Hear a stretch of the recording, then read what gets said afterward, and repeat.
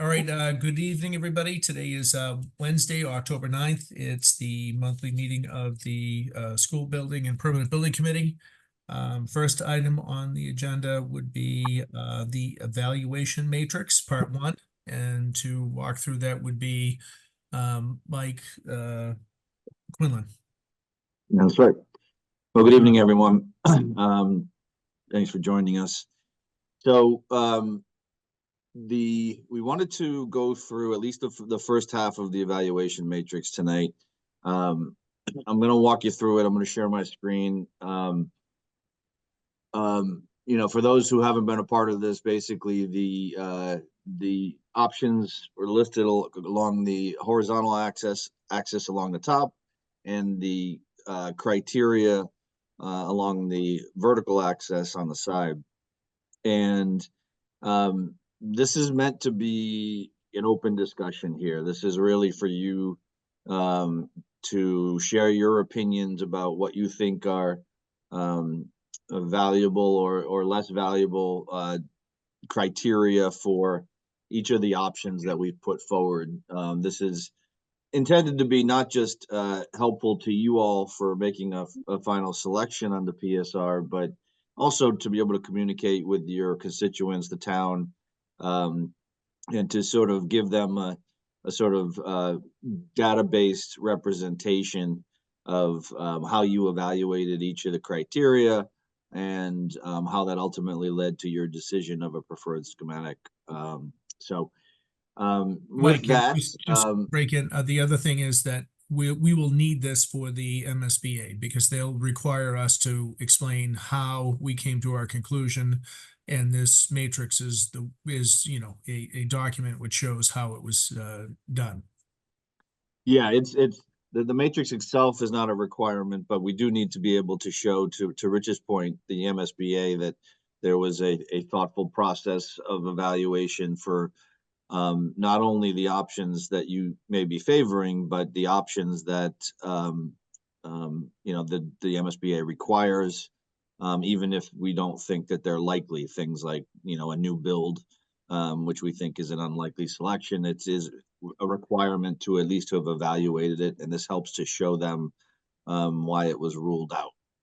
So with that, I'll go across the top and just do a quick reminder intro to the options, and then we'll walk through the criteria, and then also we have here kind of a primary responsibility for each of the criteria. Some of this stuff we're going to look to you for. Obviously, your input is welcome in all of it. When I say primary responsibility, I mean the primary person really needing to, or team needing to inform you, of certain implications of each of the options. And that's why, so for instance, program accommodation, TAPE will take the lead on. So with that, so we are starting off with the MSBA code requirement, the base repair. That's sort of the minimum necessary option to bring the building up to current codes. That's oftentimes sort of what they use as a baseline, or what we would call the minimum needed to bring the building up to current standards. R2 is the first renovation option, and that was basically an incorporation of the 10-year capital plan that was developed, that is done all as one project as opposed to stretched out over a 10 or even longer year plan. And then R3 is sort of a twist on that, in that it's basically that same 10-year capital plan, but it does require allow for some more renovation within the building to upgrade the science rooms, which are lacking. So that's a slight deviation from R2. AR4A 5 and 6 are your ad reno options. The first one was back from PDP, which would have created a new middle school wing and a new gym. AR5 creates a new STEAM wing, and then also includes the renovation of some of the existing science rooms and other classrooms, as well as some renovation to the gym bleachers. AR6 is also a variation on that, in that instead of building a new steam wing, a new gym is proposed. And then that allows the existing gym to be renovated into that science/STEAM spaces, and as well as some additional renovation again amongst the existing classrooms. And then lastly, N1, another one that we're required to have at least one new build. This was basically your standard build behind, where a new middle school, high school would be built in the existing fields. And then once the existing school is demolished, those fields would then be replaced in its place. Any questions on that before I start delving into criteria? Diane, you had a question, I believe. Yeah, I did. AR4 Mhm. has the new wing starting, for lack of a better way of describing it, on the right and heading down towards what you would say would be a demolished space eventually. My question is, does it bias anything in terms of parking to switch the new part over to where the demolition part is? Do you know what I'm saying? I understand. I guess I don't know what you mean by the demolition part. The far left lower part of the wing says that will be ultimately demolished, correct? Sorry. Chris, do you want to maybe you can answer that? Yeah, I think You mean this wing here? Is that what Yeah. you're talking about? Yeah. Okay. Yep. I don't think it would ultimately, I think we have some gain in, like, we were able to offset the parking that this scheme takes up. I think it's a marginal loss at the end of the day. Yep. On AR4. The big problem with doing that is doing what you're suggesting, which I think, if I'm getting this correctly, you're saying, can we just demolish this wing and then rebuild something new over it? Yes.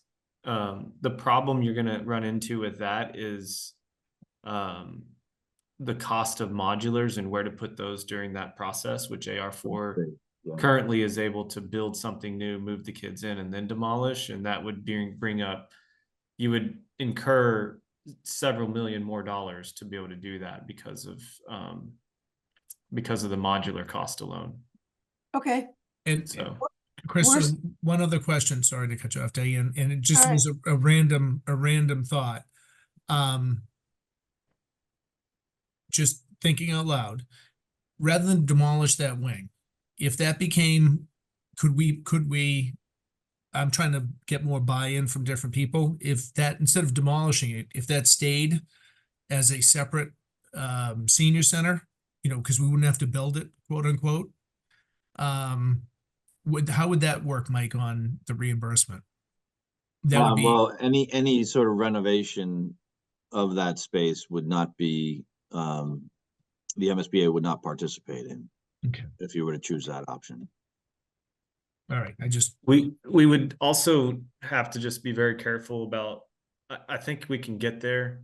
I think we can get there, Rich. It's just, we'd have to be careful about how we word that we would just say we're abandoning this part of the building and we're not going to do anything with it. And then the town can choose to do whatever they want afterwards. Yeah, I mean, you could Um, call it, future swing space, something like that. You'd have to be creative, Yeah. but you wouldn't want to call it out directly as, this is a different function in town, right off the bat. right, I mean, the only reason it even came to mind was, there's been a request and a need for that. If there was a way that it could be, we could end up gaining it without, a heavy lift. It might be something we would think about because we'd gain, more support for it, because we'd be able to do something that we, need to do. And like I said, if it's something where we can fix it up a little bit and, you know, and make it a usable space. You know, it would be at the end of the building. I'm sure we could figure out a way to separate it. We could, you know, could possibly end up gaining something on that, you know, that specific renovation type of project. So there's nothing preventing you from, you know, sprucing that area up, but it would be on your own dime. It wouldn't be on the MSBA's. So, Fair enough. Okay, but just something to think about for the group. yep. So, but this is a good example. So as we talk about this, and we evaluate that option, you can see down here, you know, in swing space, that's the modular discussion, right? Like which options require swing space, which options, you know, don't require it. And that, you know, is pretty easily, I took a first pass at the options, but you can see, you know, that's sort of a less advantageous because it does require modulars. And we'll talk about each of these individually. And the same with parking and circulation, which we haven't gotten into. That'll be part of our second discussion on this as we get through sort of the bottom half of these criteria, as we evaluate all the options relative to that. All right, so I'm going to go through each of the sort of the first 6 criteria one at a time, and we're going to evaluate each of the options relative to that. So, you know, there's going to be a little bit of back and forth, and it's really designed to, you know, have input. I'm going to solicit Chris's input, but, you know, certainly Bob and Anna and Patrick in respect to the first one, program accommodation. You know, this is really about how each of these options compare in addressing your program needs. You know, we've talked a little bit about science and STEAM and how those programs are sort of underutilized. We've talked about some of the, you know, programs surrounding the gym and locker rooms is, you know, an issue. So, so as we evaluate these options, I want you to be thinking about that. And, but Chris, I'm going to rely on you to help lead this discussion. And so basically what we want to do is go through each of these and then assign, you know, 1 out of the 5 things. It's either going to be the most advantageous, just advantageous, neutral, less advantageous, or least advantageous for the town and for the district. So, so with that, is everybody following there before I start? Yep. Okay. Chris, are you with me? Yeah, I'm here. Okay. All right. So program accommodation for the base repair code upgrade. Anybody have thoughts on where this should be ranked? Chris, I'll start with you. The code program Code base accommodation. repair. Yeah, program accommodation, it's probably least advantageous, in my opinion. Anybody have I any agree with that. thoughts We- or We're not doing anything. We're putting lipstick on a pig. anybody disagree with that or have a different opinion? Okay. All right. R2, which is again the base, is the 10-year capital plan rolled into a single project. Chris, you want to start? I would probably put this in least advantageous as well. I agree. Yep. R3, which begins to get into a little bit of program improvement. I would probably say neutral to less. If you're generous, it's neutral. Right. I'd go I with love less. that. We go less. I'd go with less. Bob, what did you say? I got Craig Yeah, and I'd Rich. have that as less. Anybody disagree? or Minimally have a different- addresses anything in the plan.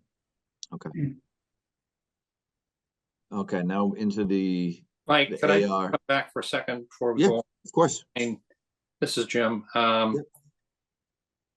I guess that there's no gradation here. There's not a 3.624 rating. I mean, certainly R1 is much worse than R2. And we're not able to distinguish that. Does that make any difference? I mean, To be honest, I'm not Um, sure that R2 is much worse than R1. It's the Well, at same least- thing. at least From we, a program perspective, we're getting No. zero. Right. Right. okay, But Got both of those options do 0 to increase programmatic elements, educational program. okay, great. Yep, I get it. That's why they're equal there. But yeah, I mean, the idea isn't, this shouldn't be considered like a, statistically precise effort, right? This is really sort of just a way to get a general understanding of where you think things are shaking out. And that may, it may lead to different decision-making points, and you may change your mind in the future, but I wouldn't think of it, Jim, as sort of something that is a precision effort. And Jim, I filled mine out, and just to jump on to Mike's point, I filled mine out, and when I did it, it was like, I looked at one of them and that I really didn't think was gonna be that advantageous, and it ended up having a lot of things that were positive. So, I think it's a good talking point. Does that answer your question, Jim? Yeah, I'm good, thanks. Okay. AR4A with the new middle school wing and gym. Chris, you have a thought on this one? Yeah, I think this one's gonna be in the advantageous to most advantageous category. I think this one and the new one are gonna be the two. I guess AR5 and 6 would be, I'd say advantageous. Would you think this one would be most if, well, I guess, I mean, programmatically, are there any differences between AR4A and N1? Programmatically, I think there is a difference between an addition, renovation, and versus a new building, and so I think that's just reality. Yeah. You're able to do things from scratch. You can programmatically sculpt it however, but anytime you're dealing with ad reno, there's going to be pluses and minuses on Right, that so, effort. I mean, sort of the way I'm looking at it is the new build is kind of most advantageous programmatically. Yeah. And, 4A is probably advantageous. Actually, all the ARs are probably advantageous would be. Yeah, that's what I would lean towards. But if one of these ARs are better than one of the others, I'd certainly be happy to put it in most advantageous. But at a baseline, they're all advantageous, and then the new Right. one would be most advantageous. That's how I would probably rank them. And that's how I had I had AR4 as being more advantageous than 5 or 6. All right, so we can put that in most, and then the other two in advantageous, is that? I agree. Could I ask Bob why?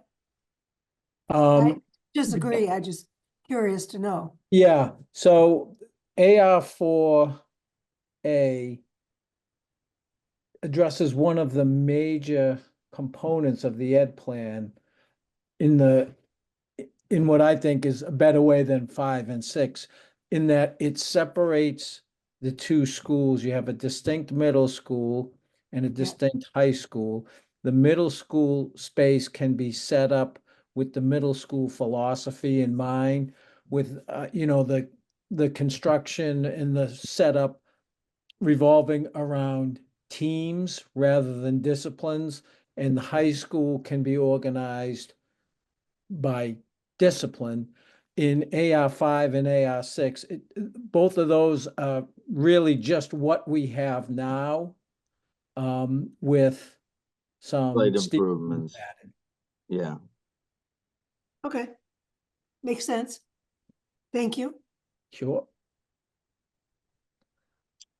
so is everybody sort of comfortable with this on the program with these evaluations? Is there any other discussion you think needs to be had? Nope. I think that's right on point. Great. Glad to hear it. All right, so the next criteria is cost. And I took a first stab at this, but by all means, again, this is your project. By all means, chime in. The base repair code upgrade, basically, I put as the most advantageous, simply as the lowest cost, right? Which is always sort of generally how this criteria works, is balancing the cost with what you're actually getting from a program perspective. Does anybody disagree with that approach to the base code repair? No, I think that's right on. Unless, Then the two renovation Does options, it factor in MSBA participation? that's a good question. So the base code repair, the MSBA would participate in, so that one would definitely stay as most advantageous because it'd be the lowest cost and the most participation from the MSBA. The other ones, the R2 and R3, you're right, I didn't really factor the MSBA into that because it's unlikely on R2. So that's a good question. So do we want to make these neutral instead of advantageous because they're lower cost, but there may not be MSBA participation, I think that, or at least R2, maybe R2 goes neutral. Mike, I I thought we think were, it's I'm sorry, go ahead, Diane. thank you. I thought that R3 might be It eligible. might, right. That's why I'm wondering, if we just drop R2 down to neutral because it's Yeah. highly unlikely there's any MSBA participation.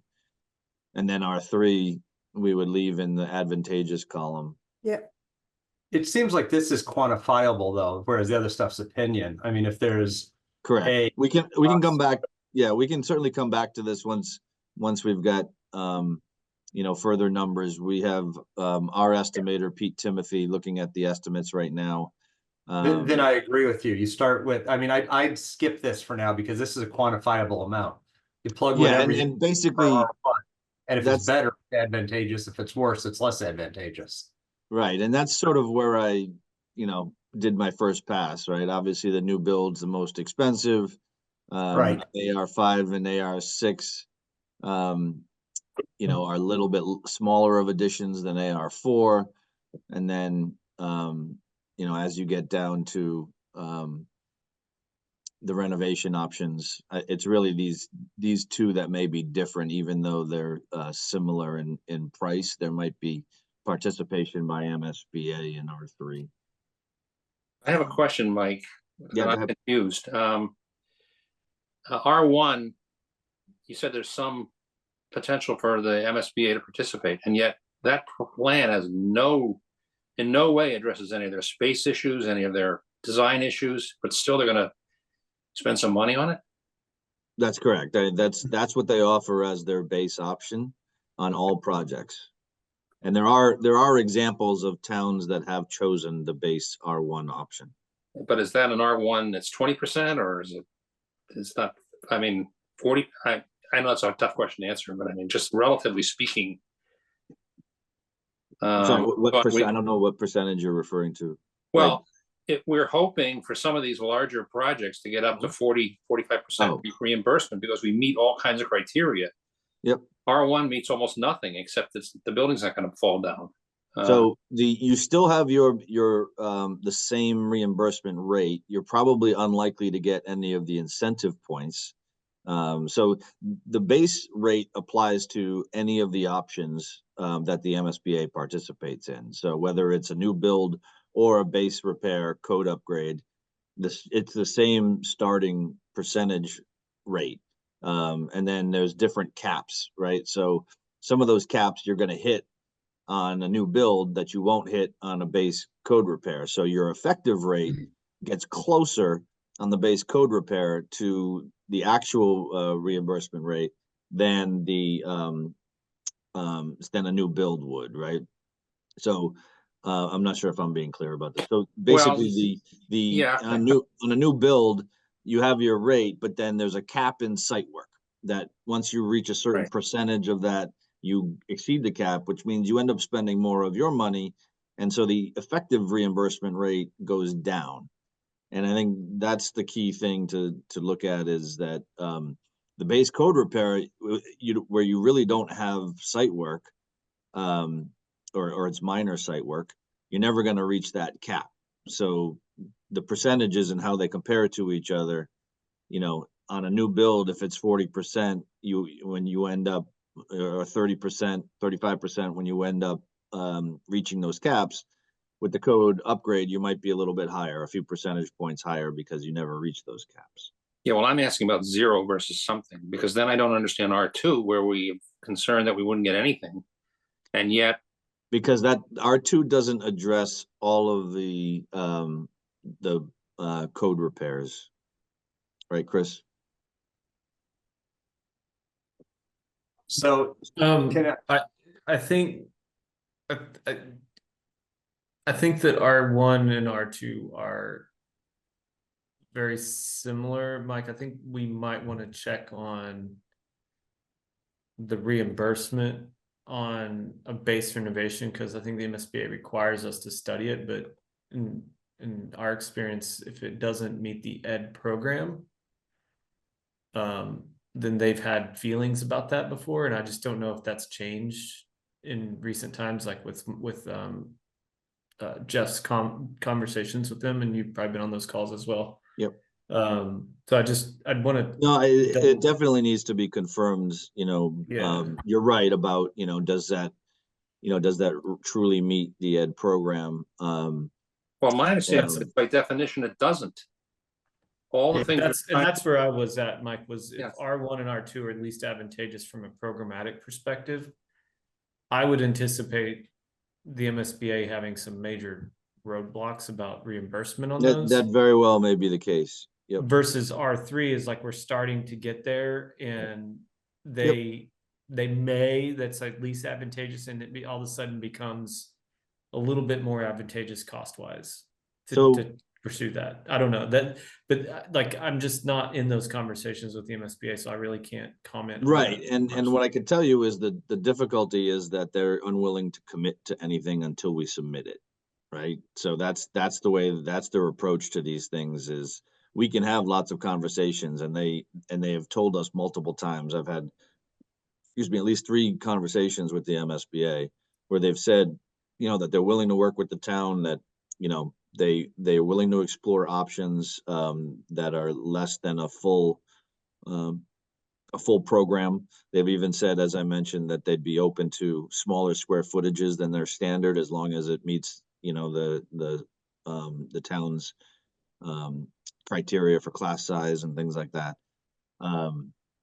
The tough part is we can't really have that conversation, with a lot of certainty, because, they won't tell us anything definitively. It needs to go, we need to choose it, and then they need to decide what and we need to decide what to submit, and then they decide after reviewing it whether there's any concerns that need to be addressed. Well, that poses a bit of a problem, because if you're going to give me 40% on a $60 million code repair, and I don't want to do that necessarily. I don't think that solves our problem, but that's a real hard argument to walk away from, to tell people that we have this very affordable option that at least makes the building compliant with modern code and stops all of our issues with leaks and other stuff.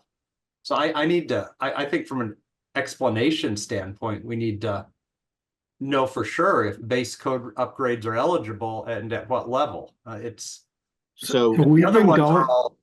been going for the last month on the assumption that R1 was ultimately not going to be reimbursed. That's why I brought it up. I think we have to continue that way, Mark, to be frank. I'm sorry, because we can't get anything definitive from them, any commitment out of them. I think you're right. We have to assume that the answer is that they don't.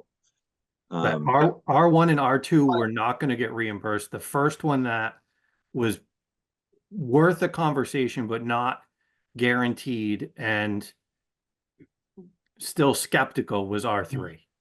Correct. Is And how we've, there's a huge difference between us saying we don't think they'll be, because we got to explain this to the voters and they're going to watch Yep. this meeting. well, And but Craig, there's the other part too, we talked about in the working group meeting, and this is the other part of the equation. And somebody can correct me with the R1 one, but it's the conversation about R2 is like truly a 10-year solution. Right. Mhm. And spending, I'm putting all that aside for a moment. I'm just focusing on the cost piece that we have to be, I mean, we can't sit here and equivocate that maybe we could get reimbursed 40% on a $60 million renovation or not, when up until just now at this moment, I thought it was a zero. You know, so I think we need to know that and be able to stand by that. Yeah, Mike, So there's gotta I be, think there's gotta be a way that we can get something from the MSBA, because it's not, that's not. we'll try. It's not a gray question. That's a pretty simple. We're not gonna do anything to the school. We're gonna do a base repair. I can't believe that they wouldn't give us guidance on that, because like Mark said, our assumption is that we were gonna not get anything for that. If Yeah, it's different- and That's I'll- what I remember from Clyde Brown, that when we talked about this, we had a pretty clear answer that a base renovation gets you nothing under the program we were applying under. There was another program we could apply under, but they weren't taking, but that's not what the program we were accepted into Right. was allowing. So we'd have to reapply for just the base renovation program and maybe get accepted, maybe not, you know, and that was a whole different situation. Yeah, So, I can't see us going from here with a green on that R1. Given Yeah. tonight, it could always change, but I'm very uncomfortable with that. Yeah, I think that I find it as least advantageous because it gets us no benefit beyond the building stops leaking and there's no participation. If you're telling me that 60 to 80 million dollars, it's definitely a red. If you're telling me that 60 to 80 million dollars of the 40% contribution, it may not be a red. So that's why it needs to have that answer. It's a pretty binary hold on, answer. I'm just digging up the actual cost estimate, so bear with me for 1 second. So this is all good conversation, and you're right. So, but again, the difficulty is getting definitive answers regarding this from the MSBA. They're not. Well, I mean, the way I look at it is we can't make a decision without that one piece of information. That's not fair to ask us to pick something. I understand, Rich. I'm just giving you my No, experience. no, I'm not, and I'm not upset at you. I'm just saying that in my mind, that's a really simple yes or no answer from the MSBA. You would think so.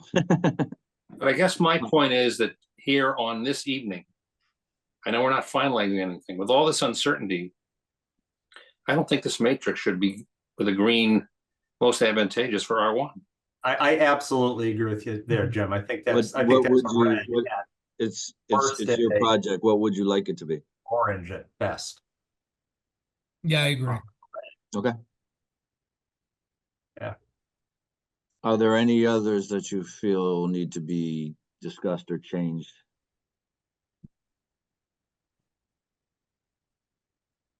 No, that was how I had done mine. Okay. Okay. And that's just We'll me, keep, but if- we'll keep digging with the MSBA on this, though. Like, this isn't, the But this line conversation is isn't over. basically a cost, a dollar It's cost. just, line. exactly. It's not intended to be like, what are you getting for it? That's So what the other if- lines are. Yep. So this Okay. is really just a ranking of, cheapest to most expensive. That's Okay. why I had put it in there as the green, but if you feel otherwise, if you want to do it based off of MSBA reimbursement, then that's where things get a little bit grayer, and we have to, on some of these, you have to make a projection. Yeah, I think you have to do it off MSBA reimbursement because we're not doing any of them without MSBA reimbursement, except the only one that we would do is the code compliance, really, That's up to you guys. Well, I mean, we can want to do something about MSBA reimbursement, but I seriously doubt we're going to vote 120 million for a new school renovation without some contribution. Yeah. I would think so as well, but Yeah. okay. Moving on to schedule. So I took a first pass at this again, but again, open for discussion. I'm sorry, can I make one Um, suggestion on that cost line?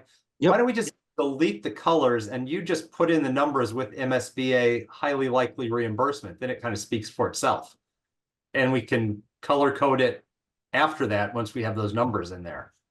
So, you know, whatever your best estimate on, if we get whatever the consensus best estimate among the team is for MSBA reimbursement, plug that number in. You know, some of them are easy. The new and the ARs all seem to have about 35, 40, 45%, some number.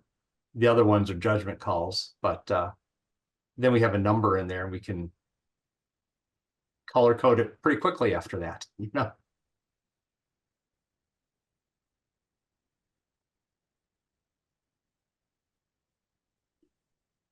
And I don't mean to do that right now. I'm just saying. No, yeah, I'm just putting a note for myself. That's all. That was too tiny to read on my screen. I didn't know what you were. Sorry. The cursor moving in silence. I thought you were trying to put prices in. No, I think. No, that's- I'm just noting that I'll have it listed within this sheet, the total project cost for each option with estimated MSBA reimbursement. But Yeah, I that'll think, be a range, right? Right. Yes, it'll have to be a range and it's again an estimate only. Because a lot of it depends on the whole design process that hasn't occurred yet. right. And many decisions you would still need to make. No, I think Craig's got a really good valid point there. Okay. The rest can be, you know, color coded, but I think within those lines, that is the crux of the matter, really. Yep. And to have, you know, some type of quantifiable figure associated with it it's a good idea. Yep. Yep. We'll Great definitely point. do that. Great point. All right. Next up is schedule duration. And so I took just sort of a pass at this, basically showing that renovation options are going to have longer schedules, which, you know, also impact some of the costs, but that's a different issue. And then the ad renos I put as a little bit better because you can still build the addition without impacting the school, and then, you know, utilize some of that efficiency once you get into the renovation phase. So by using swing space, et cetera, that you've just built. So, and then of course, a new build is the quickest way because you're not, you're able to just take an entire site and start from scratch. So from a schedule perspective, that would be the most advantageous. But it's really, you know, how do we feel about the ARs versus the renovation options? And I'll open it up for discussion. That was how I had marked mine also. So, I mean, that was what my take on it also. Anyone else? I don't remember the cost for AR4A. Oh, well, we were talking about schedule. Well, we're gonna discuss the cost. He's gonna get us numbers. Okay, that's fine. I don't want to go backwards. AR4A was around 112 million. Okay, Construction cost. yep, thank you. But the advantageous ones do not require swing space, right? I mean, they don't require modular space. That needs to be determined, but it would certainly be less if it did need them. Or, you know, in the interest, like AR4A probably doesn't need any, but AR5 and AR6 might need it for certain periods and a smaller amount. Whereas They're minimizing it to the yeah, extent. R1 through R3 would require a larger amount. Modular cost. Right. And that's down here in the swing space. That's why you can see these are in swing space jumping ahead here. These are red, and then the ARs are orange. So, Chris, any thoughts on schedule? Do you agree? Are you on board or? Yeah, I think so. Yeah. All right, the next one is an important one. And this is really primarily, the school's focus, which is disruption to education during construction. Should be pretty straightforward to rank these based on sort of the three types of projects. But before I jumped in on anything, I wanted just to get your thoughts primarily from, Bob, Anna, and Patrick, if you had any thoughts on disruption to education and how these options would fall. Yeah, I had, all the R1, R2, R3 is disruptive. I had. Least AR advantageous? Yeah, I guess, yeah, I had them as yellow, but it makes Oh. sense that they're at least, like, there's disruption. Yeah, I mean, realistically speaking, there's disruption no matter what, but the Right, question is, where would it there's- fall? Yeah, I And- would say that 4A was a little less disruptive because you don't have to deal with the swing space, moving kids around, which I think adds to the disruption of having Yep. people put up walls next to the classroom you're in. And then, AR5 and AR6, I think you still need some swing space, so I thought AR4A was better than that. And then, of course, the least disruptive is the new build where you it's just next door, you hear hammering and, Right. feel the vibration when they're doing that work on the ground. We felt that in the high school when they were doing Clyde Brown. So how does this feel to everybody? So the renovation options are least advantageous. The AR5 and AR6 are less advantageous, slightly better than the full renos.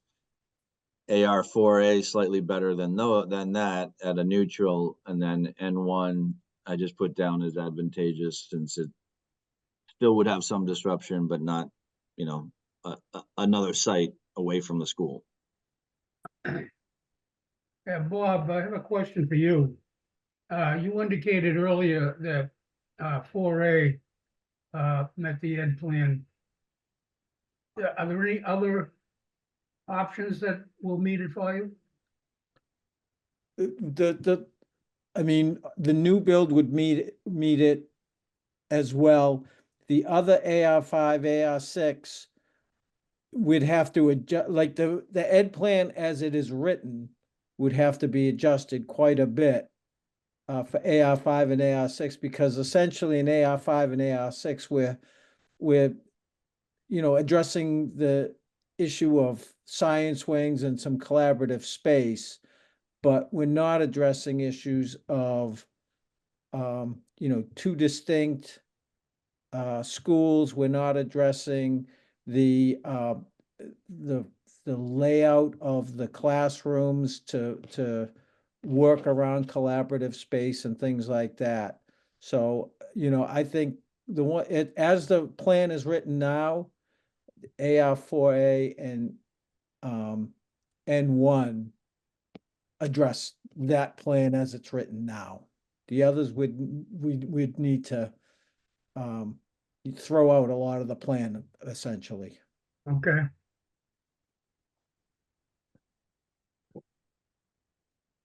Any other thoughts or comments on disruption education during construction? Mike, just a quick question. So are all the renovations taking place during the school day? So it would be all first shift rather than second or third? Was there any talk about that? So it would depend, obviously phasing and logistics would need to be worked out once it's selected, but not necessarily. You could do off hours. That does get more expensive. The real focus of a renovation of the renovation phases would also be to try to maximize utilization of downtime like summers, and even, holidays and things like that. But there could potentially be, and probably would in these options, there would be some times where you're renovating within the building while school is active. I mean, for cost wise purposes, you know, you have to pay premium pricing for, you know, off hours work. And, you know, that's really not gonna work. We're gonna have to suck it up and do it. It would during the need day. to be evaluated. There are times, and it's usually shorter periods though, where you pay premium time in order to shorten a schedule because time is money as well. So if you're able to shorten the schedule, sometimes that can offset the increase in premium time. So when that's usually possible when there are less and less trades on site. When there's a bunch of trades, and that gets more expensive. So to Rich's point. Thank you. All right. Next up is disruption to the athletic fields and recreational fields around the school. And the renovations obviously probably don't have any impact there. Chris, would you agree? Yes. Field impact. Yeah, So- renovations don't have any field impacts, so I think those would be, most advantageous.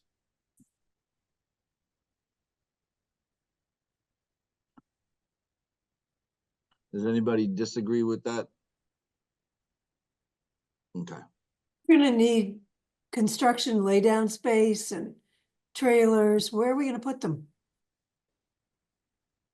Well, we would need to look at the site plan and depending on the option, but there's space available. For the renovation, yeah, renovation, they don't want to you're- have as much for the renovation. Yeah, Most of for that stuff- renovation, you're not gonna need as much laydown space and you'll have space within the building as well, when you're renovating. But generally, the laydown space is the more of a new build or a addition that you do, that's where you, especially early on, you need a lot more laydown space. All right, moving to the AR options. You know, the AR 4A and 5 tend to be sort of on the outskirts of the playing fields, and AR 6 is more in the parking lot. So I didn't know if you had any thoughts on that. Chris, do you have any opinion here? I think AR4, 4A and 5 would probably be neutral, because I think you can do those without affecting. AR6 is going to be advantageous, and then I would say N1 is least advantageous. Yeah. That's how I would do it, but obviously you guys could change that. Does anybody have any feelings about that? No, I think that's right. I'm thinking that they might use the space below the parking lot. If I don't know if that's how they do that with conservation, if that's in the wetland or not, but that would be one spot that they could either put parking down there for the temporary parking or and use the parking lot as lay down for those, because those are both right near the parking lots. It'd basically be, student parking and teacher parking that have to figure out. Again, this goes without saying that we're going to, at best, leave the fields in their current condition. Yes. Yeah. The only option that addresses fields is N1. But with that, Mike, the MSBA would not, if we use the field to put or fields, because that actually goes under the baseball field and the football field, they would not participate in putting brand new ones in, correct? Putting what in? They would participate up to their cap on the site work. Would they Okay. only do grass fields? Would they not do turf fields? No, I believe they would again, it won't matter because you're gonna go over your cap by a significant amount. With a new build, you're gonna easily surpass your cap. So whether it's grass or turf at that point, you're not gonna be close enough that it's gonna make a difference. the added cost of turf would just be borne by the town. Right. And the other thing with that, Bob, is if we touch those fields, everything has to be brought up to ADA. So our bleachers are not compliant. There's a whole bunch of stuff that would have to be upgraded that they wouldn't participate in. So that would make it much more expensive. Well, those would be gone anyhow, right? Those bleachers and everything would be gone because the new building would be at that site. Correct. Yes. So Yeah. everything would be, Correct. So, I mean, you've probably figured out by now that while the reason the new build's so expensive is because it brings everything up to current standards. And then you're also going to have time where you're going to not have any fields there, and you'd have to, deal with that operationally. And that's why the comparison of your true reimbursement rate versus your effective reimbursement rate is a bigger gap, because you end up exceeding the caps, almost all of the caps, with a new build option, as opposed to an ad reno option, in which you're going to be a little closer to and won't exceed some caps, and you'll at least be closer to it in others. When we put the total costs in, Because it gets confusing. the cost of replacing the fields too, Yeah. because that would have to be done.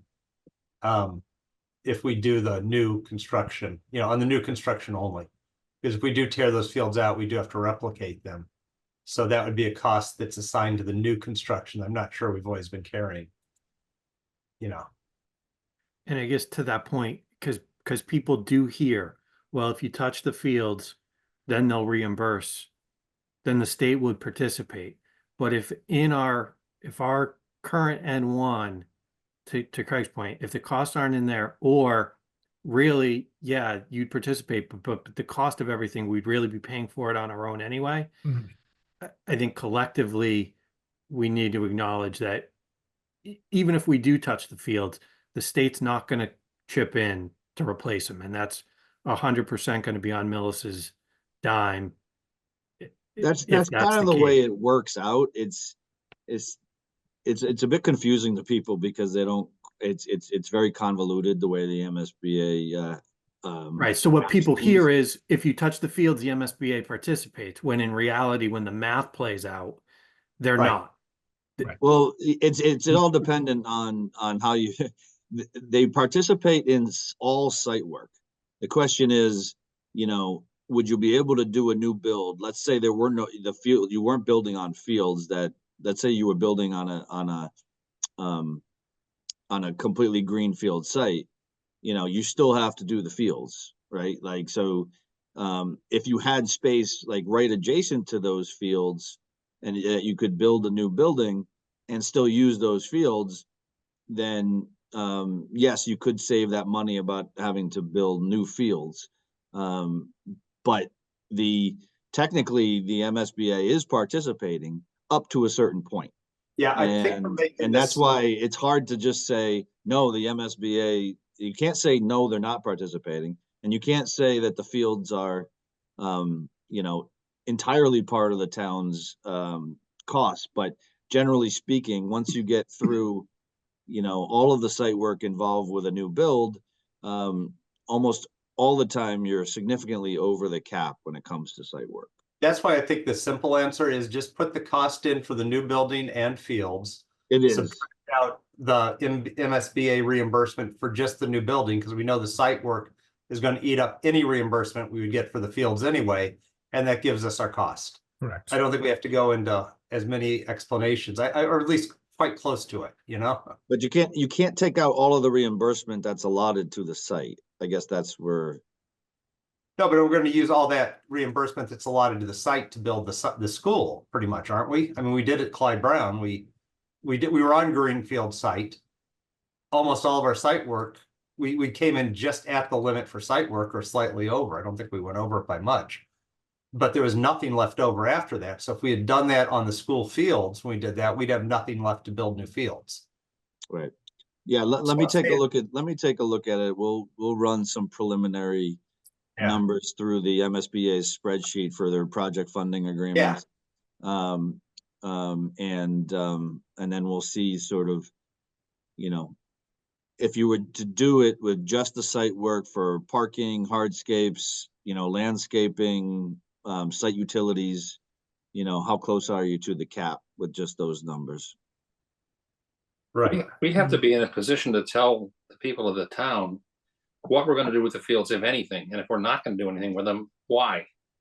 Because it's certainly was important to have the fields operable for Clyde Brown, but it's a different degree of necessity for a high school. Correct.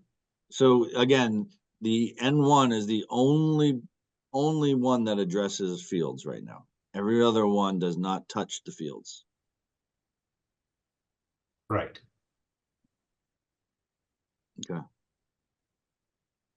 Any other thoughts, comments on fields or? Okay. All right, moving on. Chris, I'm gonna rely on you on this one as well. Sustainability. Obviously we need to look at it, you know, multiple ways, but you have thoughts on how we rate these options from a sustainability perspective? I do. I think R1, 2, and 3 should be neutral. I think you're gonna get better systems, but you aren't gonna go as deep with the envelope. So I think those are all probably end up being neutral, in my opinion. The ad renos, I think we're doing a deeper dive on those, and so I would say those would be advantageous, and then the new building would be most advantageous because we can build it. You can do everything from scratch. So, Does anybody have any thoughts on that approach? Nope, that's how I had it.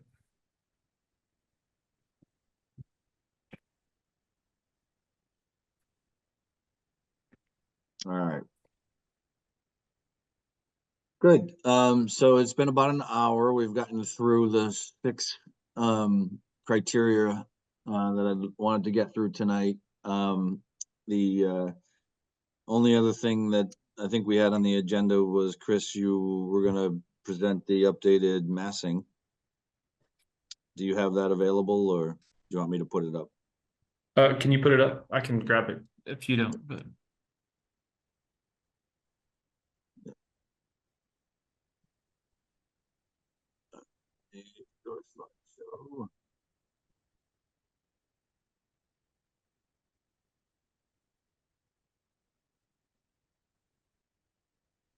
The floor is yours, Chris. Okay. Okay, so you guys have seen this floor plan a few times. We haven't really wrestled with it much further. But what we did do was do the 3D or the massing model. So you can go to the next slide. It is from this, I think. Bear with me for a second. Yeah.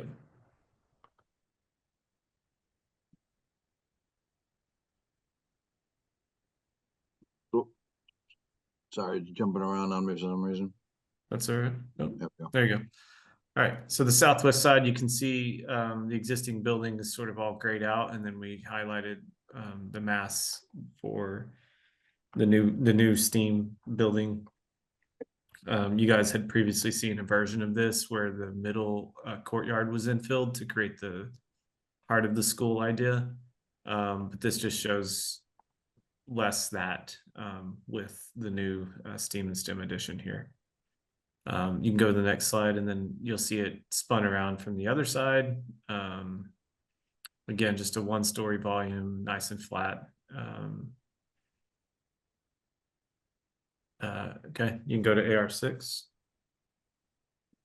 So this is the one, as a reminder, that has the gym edition, and then we're putting STEAM and STEM in the middle of the building where the existing gym currently is as an infill program.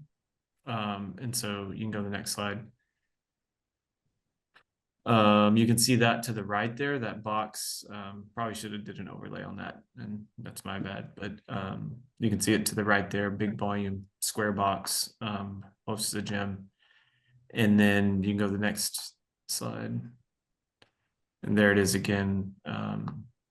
There. The idea is, I guess we were wanting to make a connection for the gym to the athletic field, so that's why the windows on the south side kind of face the fields, and then we're leaving the rest of it a little bit more simple in terms of windows and stuff for a gym and stuff. That just keeps the cost low and creates a very simple box. So Chris, what are you thinking in terms of cladding materials for these options? probably both would be a brick. That's the least expensive cladding material we can put on a building for these, for commercial buildings. So maybe the gym would be a CMU that we could get a little bit, you know, choose some different finishes on and stuff like that. But the STEM edition, we would definitely do some sort of modular like utility brick or something, and then brick for these. So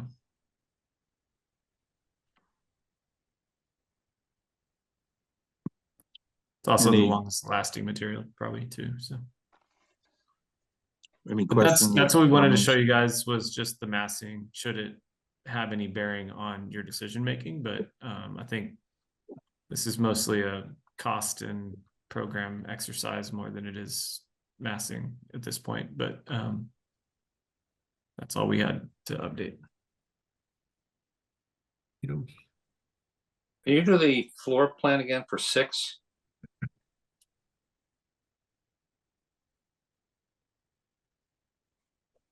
Okay. So 6 has the square building is just the gym, right?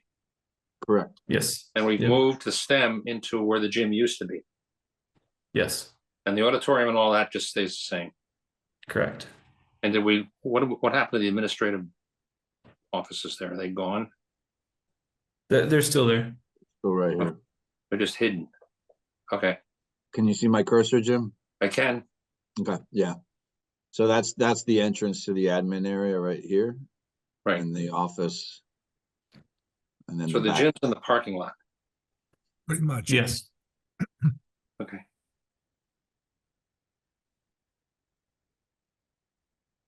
All right, well, that was good. Thank you. Do we want to move on to the community engagement discussion? Yes. So let me get, actually, let me bring up our work plan that we worked on. Bear with me for one moment. So while I'm doing this, I can sort of talk a little bit about it, but basically what we need to come up with is a plan to engage the community. We've laid out a rough schedule. Obviously, we need to refine that and make it solid. We need to talk about the logistics of these community forums. You know, are they virtual? Are they in person? If they're in person, where? You know, are we doing any formal outreach to certain groups? How are we going to potentially advertise and notify the community of these? So let me put the schedule up right now, and then we can talk about them.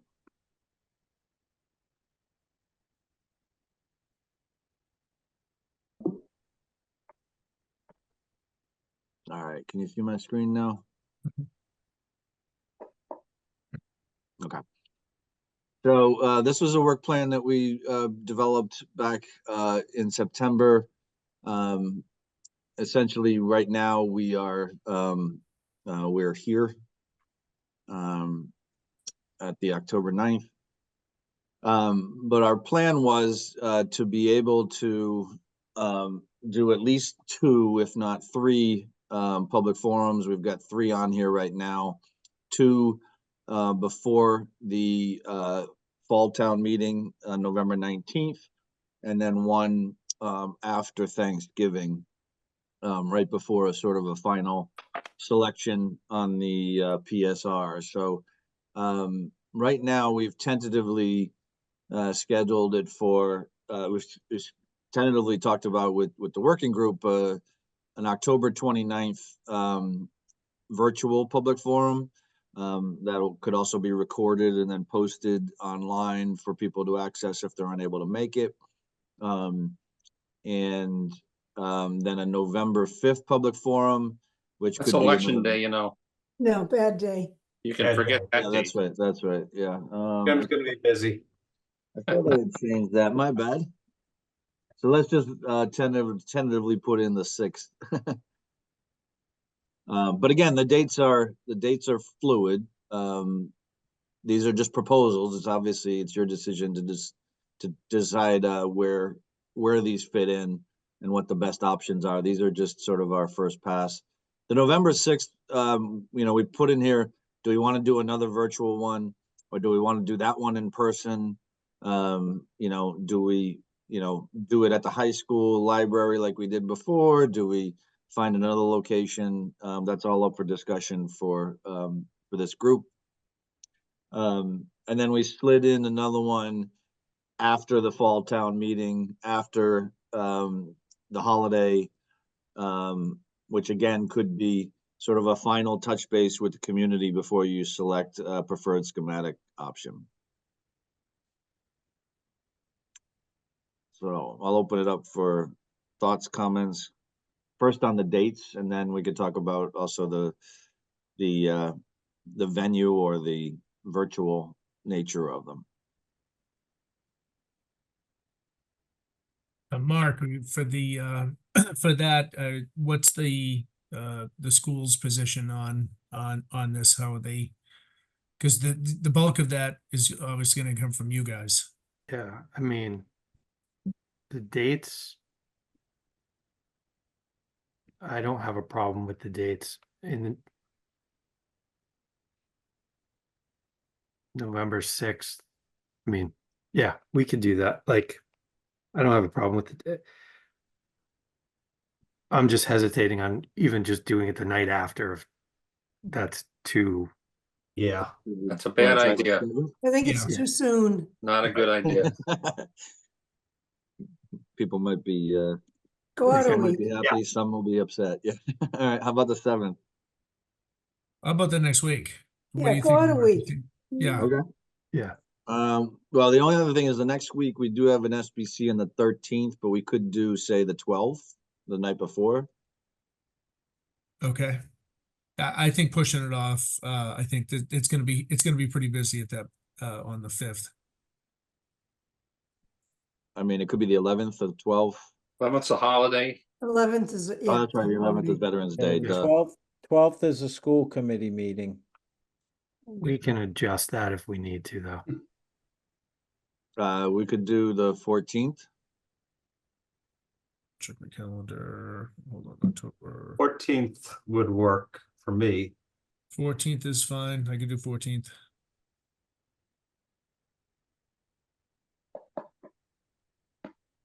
I think that's fine. Okay. Well, again, we can always adjust as this gets closer if needed, but we do want to get at least the first one nailed down so we can start circulating information to the public in the next week or two to make sure we get good attendance. Thoughts on virtual versus in person?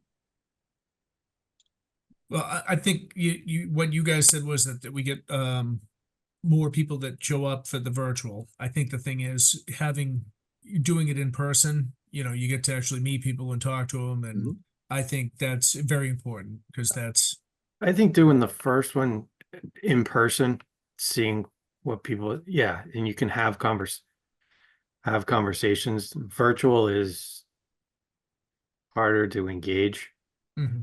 and have, I mean, potentially an ideal. Yeah, if in terms of for the presentation, ideally, maybe we videotape the in-person one, and then you can immediately kind of post it so people can see it and attend. Then the next one, do it a virtual option, the one after that. The 29th, we do have parent presentation on AI from 6:30 to 7:30. That's over at Clyde Brown. 29th So you're of what thinking month? that people will be conflicted, is that what you're saying, Bob? Yeah, some of the school parents might be at the AI presentation. Is that October, Bob? Yeah, I'm sorry, Okay. October 29th, yeah. How about the 30th? Saturday. Halloween. No, Oh, it isn't. Halloween. Yeah, Halloween. No, it's Halloween's the No, 31st. Halloween's the 31st. I What just, do we I used just to looked call it up. it? Mischief night or something else the night before. The day before Halloween, is that Yeah. it, Jim? Is that what you Yeah. called it? Whatever. This was back the prior century. Okay. Yeah. They have Halloween back then? Oh, yeah. Oh. That was evil. Yeah. He's the one who brought up the other century. So where are we are we on the 29th, the 30th? 30th. 30th. 30th is fine. In person at the high school library? Yeah. And we'll I just want find to, some I way have to a thought, record it. like to share. I mean, if we promote this enough, it should be in the auditorium for a bigger turnout. Just my view. Yeah, the only question in my mind, just because I'm not familiar, is what technology we have available in the auditorium versus the library. More in the auditorium. And Bob, you'd have to check if the auditorium's available. I know Right, yeah. the I'm not Nutcracker's in sure. there pretty much every night. Yeah, there's the theater group, there's the dance group. Yeah. Sorry about that. All We right, can so start with we'll some hold the lighting. date and I'll say that Bob will confirm location or which room. But I imagine we'll need your local TV person who I think did the previous public forums we did back in March. Madeline. Yeah. Yep. Kim, are you on? Kim I Boyce? am. Yep. Can you see if the Roach Brothers room is available as an alternative? Sure. And that's not big enough. We need to really hope that we get a good crowd here because this is really a big deal. And I may be wrong, but if we have a venue that's too small and people are turned away, I mean, it's a damned if you do, damned if you don't. If there's only 10 people show up to the auditorium, then it looks bad too. I don't know. I'm just. Jim, the Roach Brothers room is we're permitted for 80 people. Yeah, I know that, but if I'm jamming 80 people in there, I'm not sure that's the right place to do it. But anyway. Well, you'd be jamming 100, but Area is the other option. We did the MBTA housing thing there and we had plenty of space. Poor turnout comparatively, but there was a lot of space that could have been used if as a possibility. Oh, the calf. Did you say? Let's find out if the auditorium's open. I think that's the first preference. Yeah. Yeah. I'll check on that tomorrow. Okay.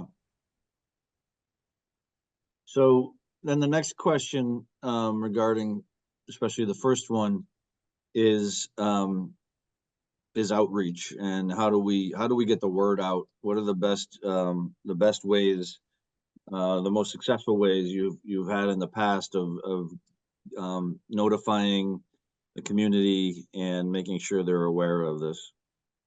I mean, does the school, Bob, I imagine you have a listserv of some sort that you can sort of put in your update maybe also as one avenue? Yep, we can do listserv. I can do robocalls that'll go to all the school households and text messages. That goes to all residents or? No, that's just reverse. to the school. Yeah. No, I'm talking about the Town does, Mark. town does, the town has one too. For emergency calls or whatever. Yes, the reverse 911 we can use for notifying people.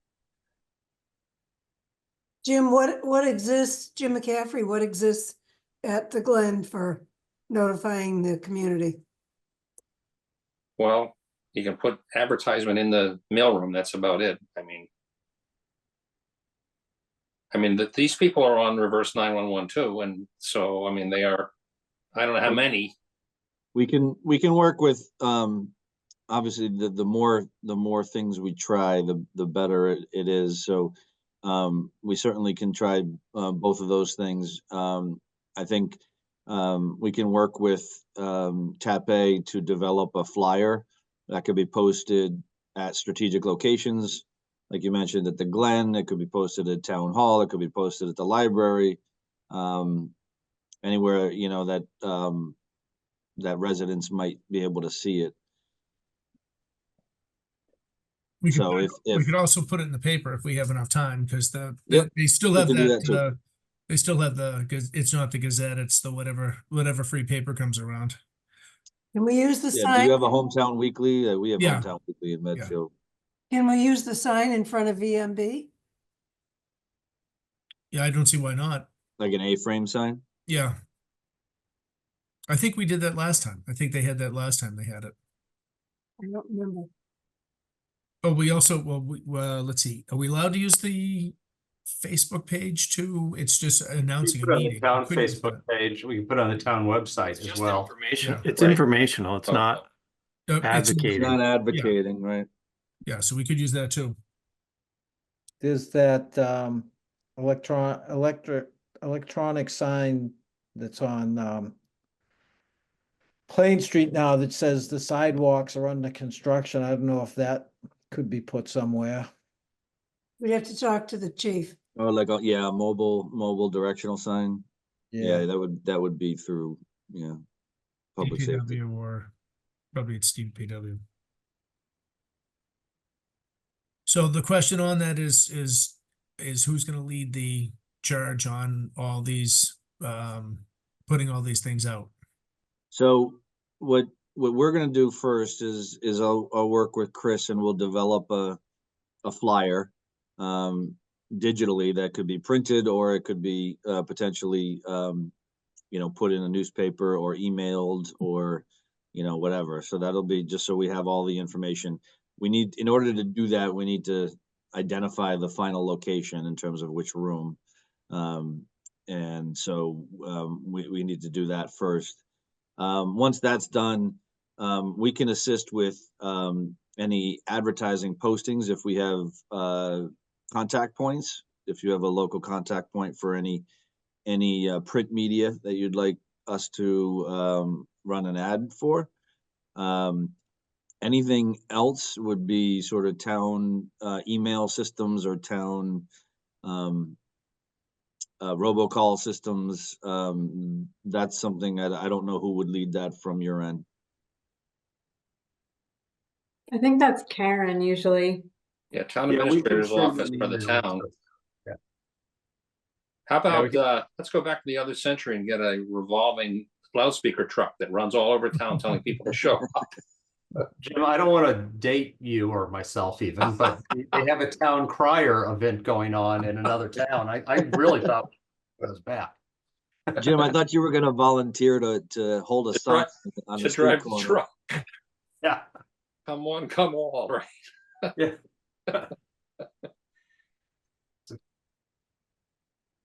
What are we gonna call the forums?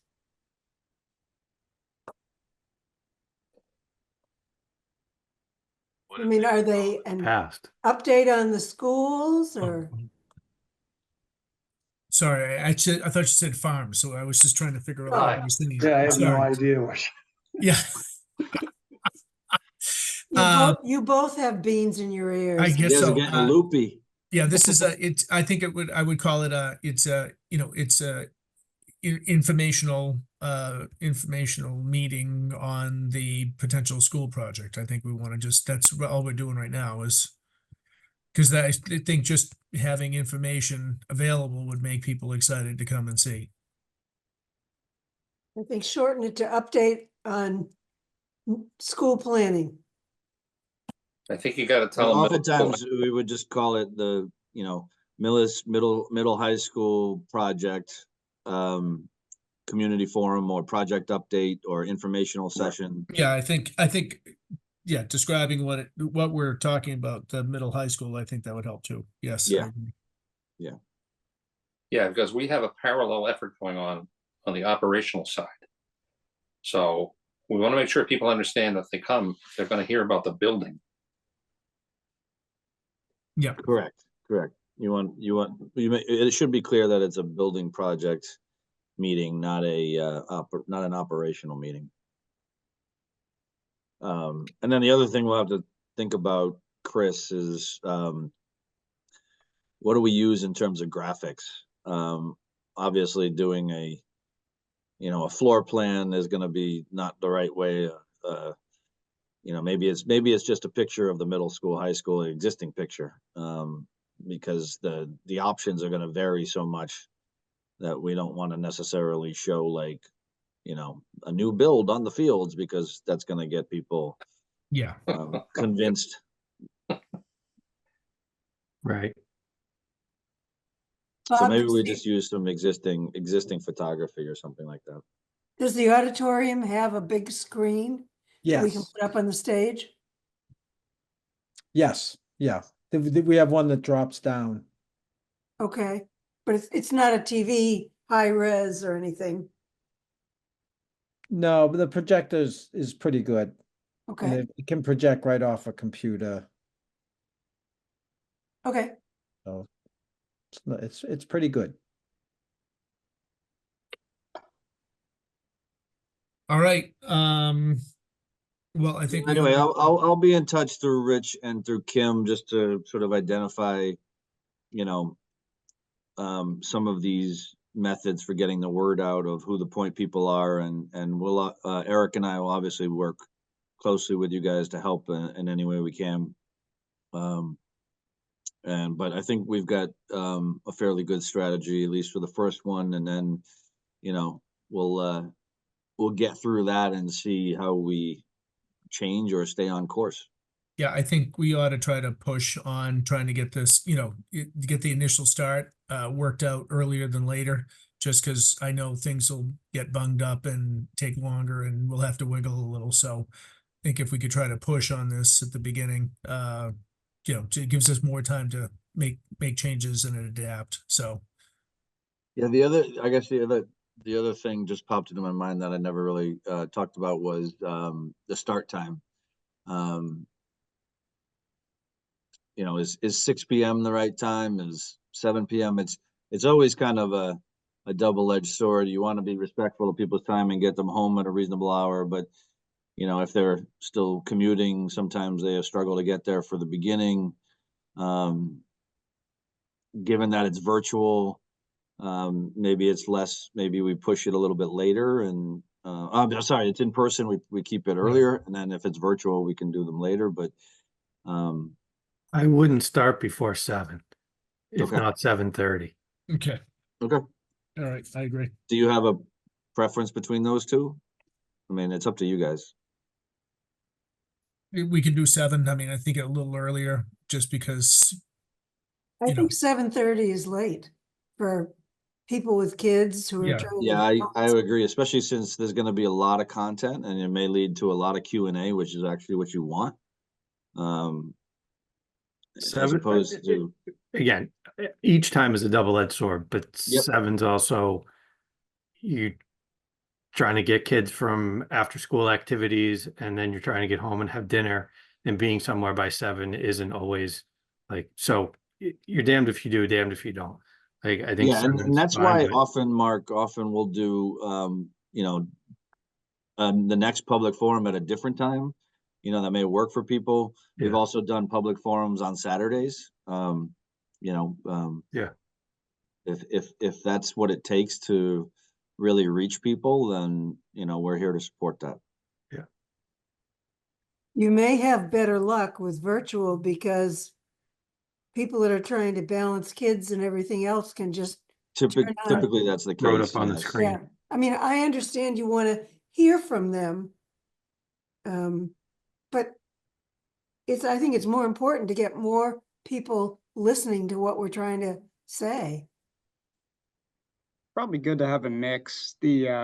I went through this recently with another project. The virtual forum, we had about 120 attendees, and the in-person, we were able to get around 20 to 25.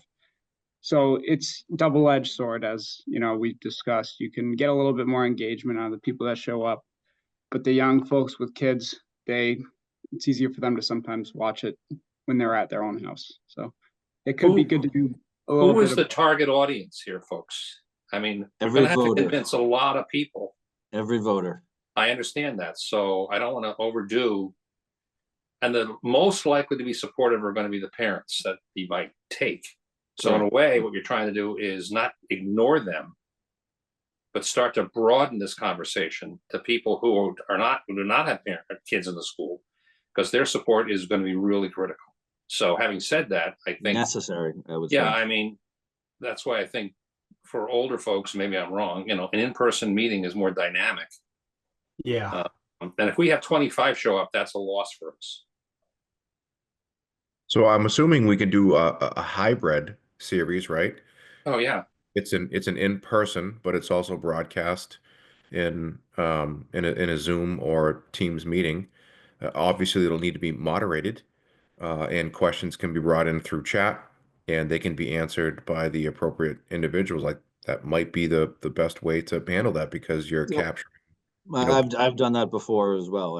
I've even done it in my own town as the chair of a building committee. So you know, we were actually going through a lot of that during COVID. So we had no choice but to do virtual, but it turned out to be definitely a very effective way to reach a larger number of people with a Teams meeting or a Zoom meeting.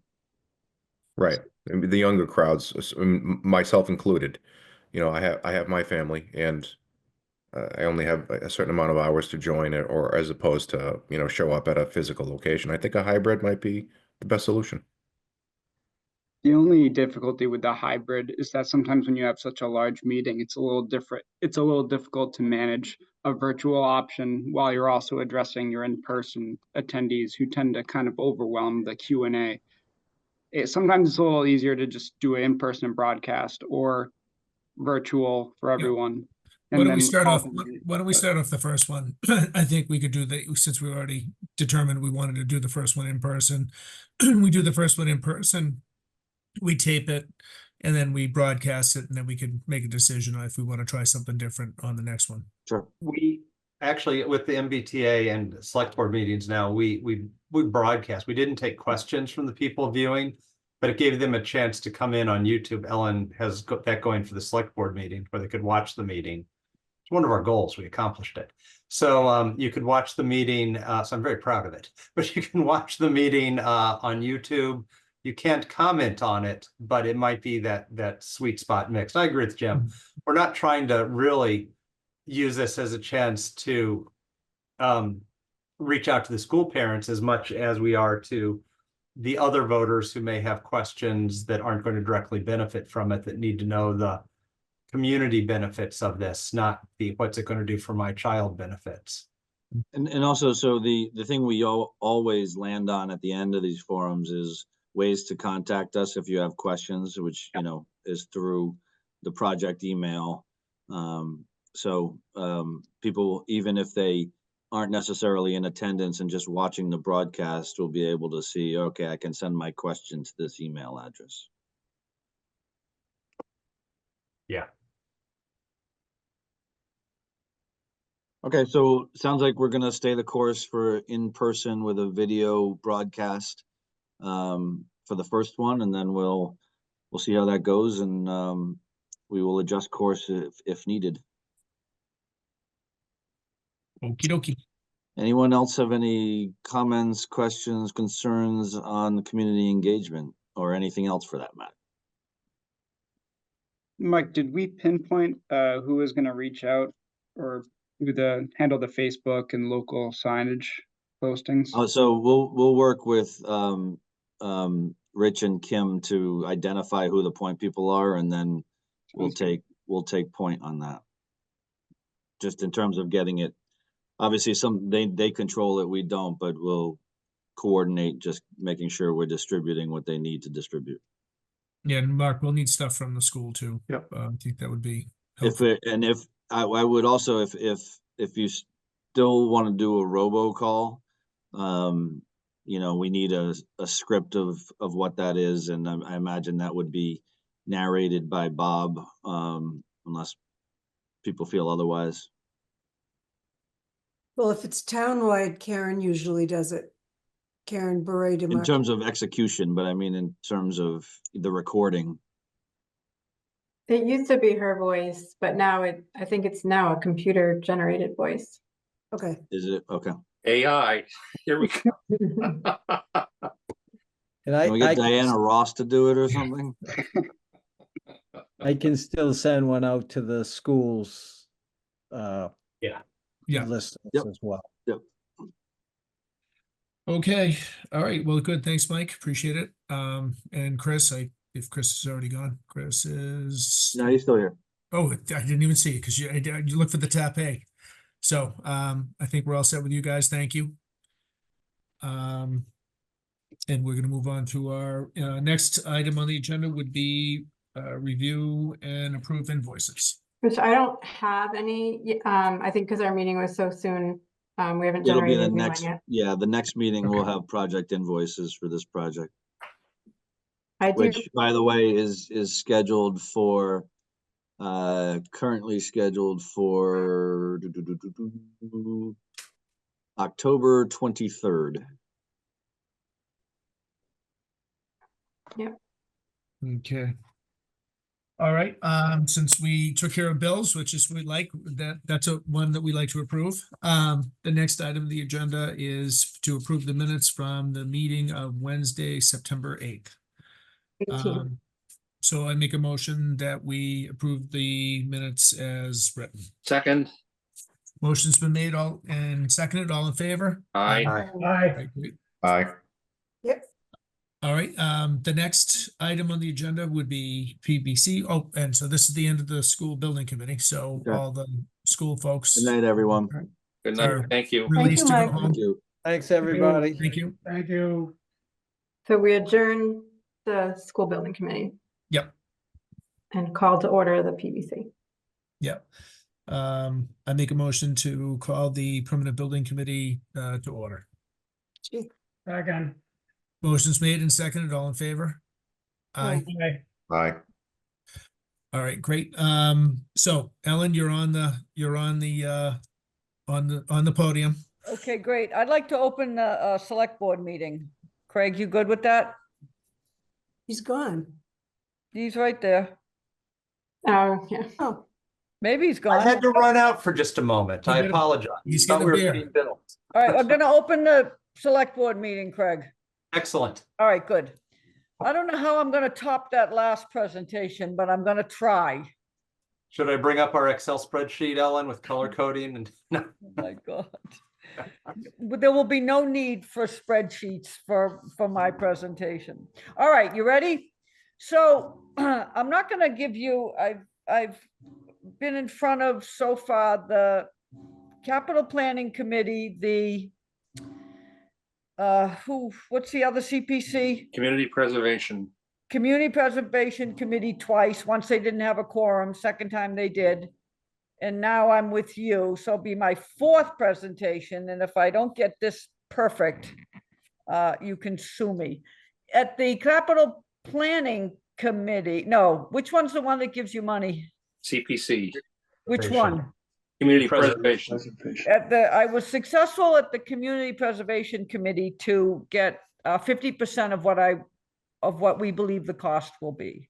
We believe the cost will be a not to exceed $250,000, and then I'll go through what. So I was able to get them to commit $125,000 toward this project. So the project consists of buttoning up the exterior of the train station. So there are 4 items, but 2 of them are the big ticket items. One is the roof, and then the second one is the siding. And the siding includes the soffit that circles 3/4 of the building. It also includes some trim on some of the windows. And because the siding will have to be removed, there are a few telephone and electric, there's a couple of spotlights. So, and there's telephone wires strung around this building like Christmas lights, real telephone wires that will have to be removed. So it's a couple of $1,000s for that. I have the 4 prices here. I have the roofing came in, roofing and gutters and power washing came in at $79,000. The siding and window trim came in at $135,000. I have $11,000 for some repointing, most of which is in the basement because there are some gaping holes in the basement. The exterior stonework has already been repointed a number of times and it is in very good shape. And then there's $2,000 for removing the electrical wires. All 4 of these bids are prevailing wage. So I know there's been a lot of controversy about can you get people to blah, blah, blah, blah, blah. They are all prevailing wage. So they will all. So all this is good. And because Yep. I have the bids also. Okay. So because this is a public project, it has to Yep. go through the public bid process. Yep. So Yep. these are good baseline numbers. Yep. This has to go out to public bid. The Yep. scope for this, because I have your bids in front of me. We'll need to clarify the scope a little better because the siding quote, the electrical quote was removal of the 4 exterior lights, conduit and existing cable TV equipment as requested. So we need to make a real scope for all this because it has to go through the public bid process on that. Rich, can you share that with the rest of the PBC people? Which one? I'm sorry. The quotes? The bids They- are on the website. They're on Yeah, the town website. They've been posted for a while. Yeah, I got those. I'll share them with you, but I'm pretty sure they were out. I'll reshare them. It's no big deal. Okay. We got. I can send them to you too. So what I would say is, I think what we'll need to do is develop a scope. I mean, this is good. We can get money from, and the rest of it, the town is going to put forward you're going to take it out of free cash, or how's this going to be funded? It would be a warrant article. It's before the Capital Planning Committee. I have to pause each time, but the other CPC as a warrant article right now. So most likely it'd be free cash. There's 3.4 million in free cash at this moment.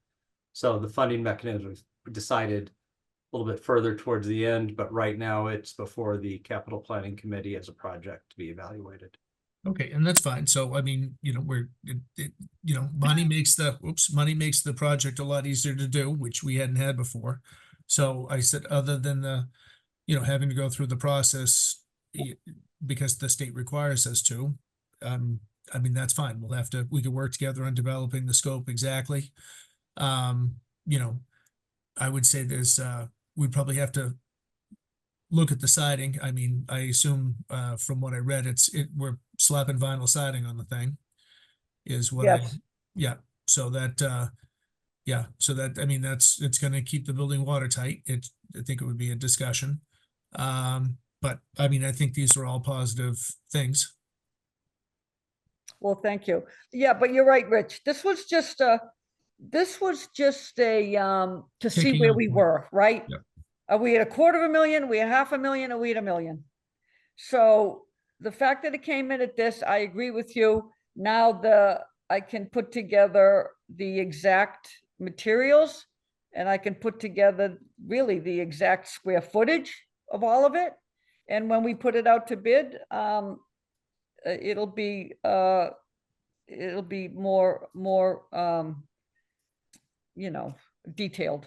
So that Yeah, the no, people, that's fine. I think, you know, we'd like to, I mean, I think it would make sense to have the group weigh in, just, you know, if you decided to put purple siding on it, I'm just being a wise guy, but just to weigh in on.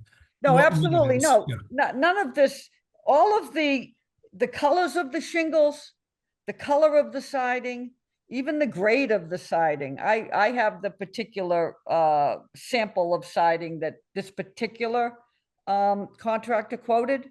I have it, all the colors and you know, the thickness and all that. We can decide on all of that. Yeah, it's like I said, good starting point. So, Okay, all right, no, that's great. We appreciate you doing all the work to help. okay, great. Are we done? Yeah, I mean, well, we basically, you know, once the money comes in, we'll have to work on trying to, you know, get all the specifics together because we still have to put it out to public bid. Yep. And then when that comes through, we'll end up, the permanent building committee would manage the project. That's, Okay. you know, that's because we have to approve the payments and all that, but. Okay, yep. The only other thing I would say is, we had gotten, in what we had submitted, pricing for lights for the outside of the building.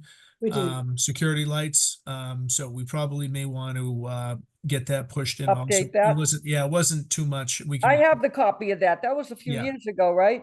yeah, Was it Jim like 6 McKay had grand or done it. something? Yeah, it wasn't too much. But I Yeah, think that would make a lot of sense because if we can light the building up so they can't hide in the backside, I think that would be good. And then the only other thing is there was a conversation about removing the fire escape because the kids climb up and get inside. So we may want to put, you know, money aside for that. We probably wanted to get rid of it if we could store it, even if we stored it at the DPW. If we ever decided to do something where we needed it, they can refurbish the fire escapes for a lot cheaper than to build them new. So, I mean, think might be something that we would want to try to think about. okay. From a code perspective, do we need a fire escape?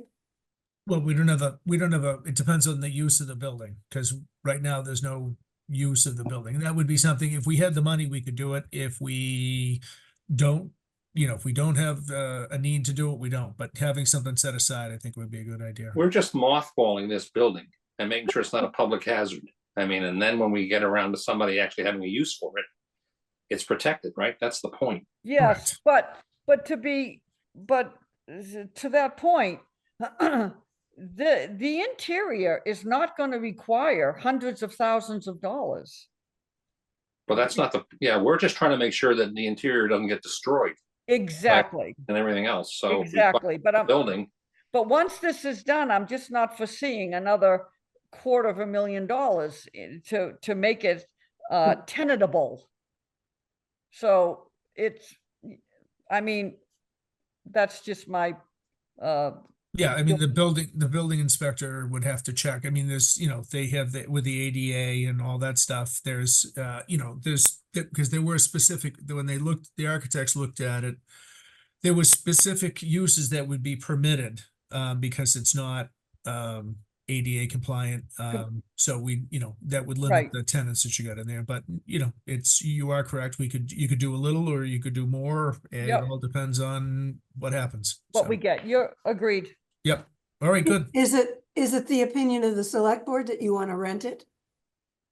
It is the opinion of the select board that we're toying with the idea, this has just come up very, very, very recently. We're toying with the idea of possibly moving 1 or 2 departments over there from the Veterans Memorial Building, or a private use, a private office, an attorney, an accountant.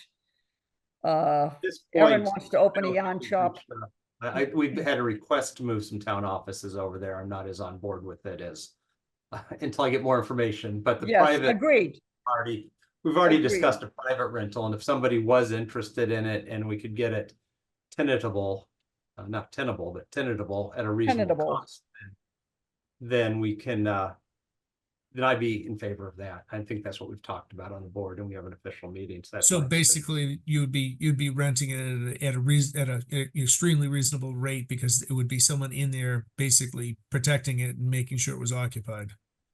Yes, and perhaps taking some of the the outdoor maintenance Mhm. off of our plate. And certainly the indoor maintenance. That's Right. worth money. That was what happened with this building from the time we opened the town hall in 1999 till the time the school left. We had Right, and that's right. the building on the inside. I mean, so we knew that the building wasn't going to be destroyed. That's right.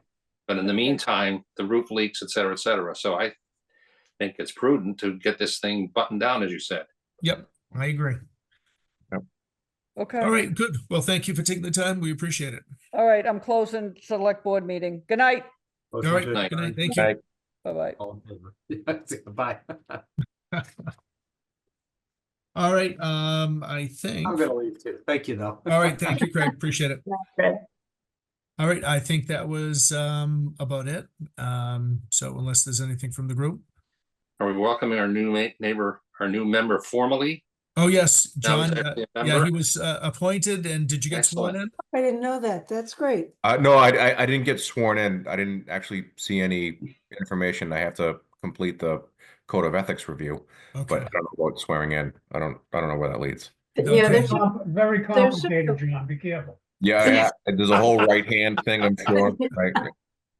you should be getting a letter from the town administrator's office that kind of gives you your next steps if you haven't already. Yeah, Yeah, you have to get- I just got the code of ethics stuff. Yeah, you have to get as of sworn in by today. the town clerk next after that. So there, you have to check because that's kind of iffy on when the town clerk is in. I happen to go during the day, but if you touch base, if you call the office, they can figure it out. Yeah, I mean, I can right now, make myself available. but well, almost welcome then. Yeah. Yeah, I'm not 100% official, just only like 90%. Yeah. Yeah, that's right. All right, great. Well, thank you very Thank you. much. All right, and with that, I make a motion to adjourn. Second, All right, motion's been made and seconded. All in favor? aye, Yeah. Aye, aye. All right. Good night, everybody. night. Good. Thank you. bye-bye, good night. Good night, all.